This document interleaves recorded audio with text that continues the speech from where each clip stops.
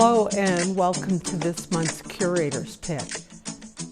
Today I'm going to be talking about autograph books or autograph albums.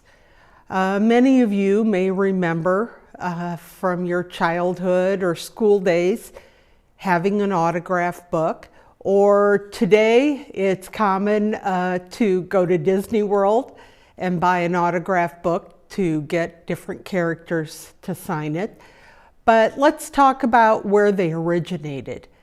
Back in the 15th century, scholars began to keep little autograph books to show their credentials, and other scholars would sign and make notes or statements about them.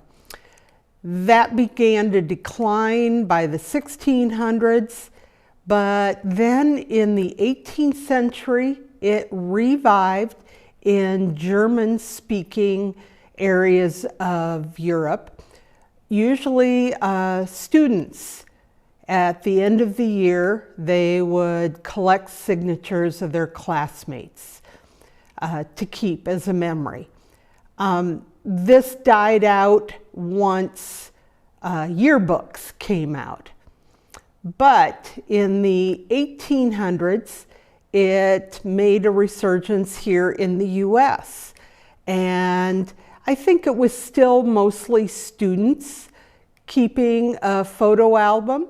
So I'm going to show you 3 autograph albums. We only have one in the collection here at Dear Wyman House and Butterworth Center. I'm going to save that one till last. But the first 2 I'm going to show you are from my personal collection. I found them in family records, so they belong to a great-grandfather of mine and a great-grandmother of mine on the other side of the family. So it's kind of fun that I've got one from both sides of the family. So let's take a look. So here are the 2 albums that belong to my family members. The top one, fairly simple top, and both are pretty fragile shape, lots of loose pages, dated 1885-86, and there are, I thought, kind of interesting, there's some glued in little flower emblems. This one's come loose. We know how glue doesn't hold up over time. There's several that are missing. Let me see if there's part of one, and there's a whole one stuck in. So I don't know if my ancestor put these in or not, but it belonged to Amanda Culp, who was my father's grandmother. And he remembers her as quite a stern woman who, when she gave him a bath, there was barely any water in the pan. She was very frugal. But what I thought was interesting is some of the items listed. Some are listed Napanee, Indiana, which is where she lived, Goshen, which is near Napanee, but there are quite a few that say Newton, Kansas. I don't have any record that she lived in Newton, Kansas. And this one's dated 1884, so it's one of the earlier ones.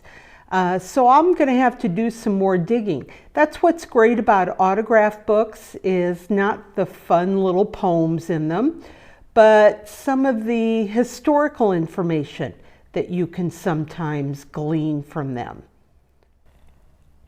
Okay, this album, it's Album of Days, and it belonged to Walter Ray, who was my great-grandfather on my mother's side. And he lived in Kendallville area, Rome City, like this one. It's dated 1884, same time period. But what I do like is, of course, the wonderful penmanship some of them had. And especially seeing it with the men. This one is a Mr. Blanchard, which signs elder. So I imagine it was from church. But his last name was Ray, R-H-E-A. And what I like about this album, let me see if I can flip to one. Lots of blank pages, some very faint.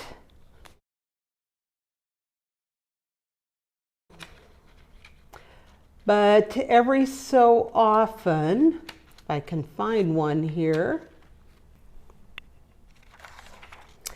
they have that Album of Days. So this is really, really lovely. Wednesday, child is full of woe.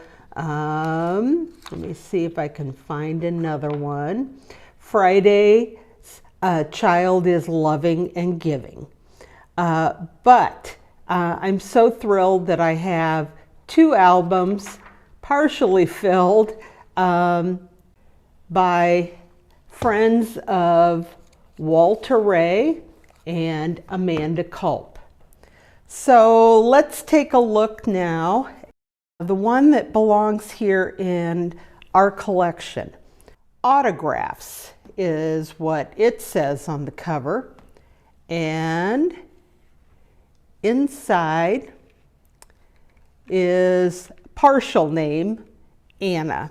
So we know that this belonged to Anna Dear Wyman, the daughter of Charles and Mary Dear.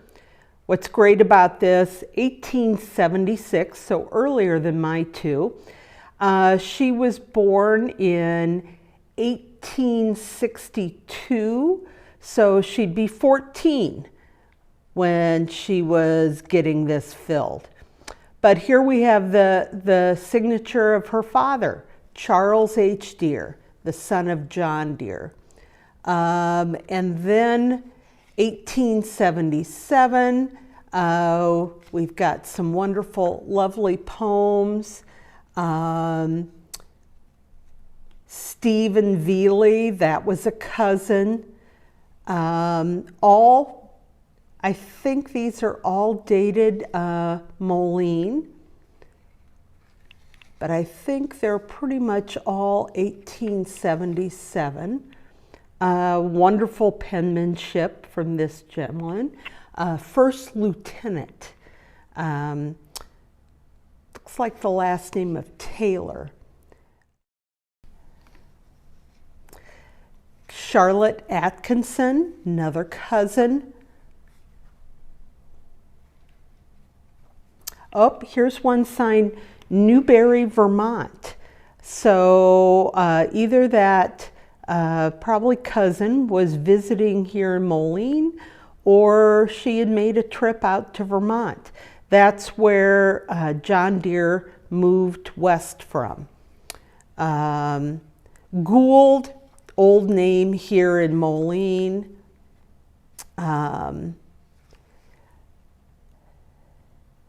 So it's lovely to see this 1870s, late 70s version of Anna Dear Wyman's album, and the two that belong to me. So will autograph books make a comeback other than Disney World? I kind of doubt it. people prefer now, and this has been this way for a long time, to have a celebrity autograph a picture. So I don't know if little autograph albums will ever come back, or you sign somebody's yearbook. But we treasure these, and sometimes you find some interesting information out about the person. Thanks so much for joining, and I'll see you next month.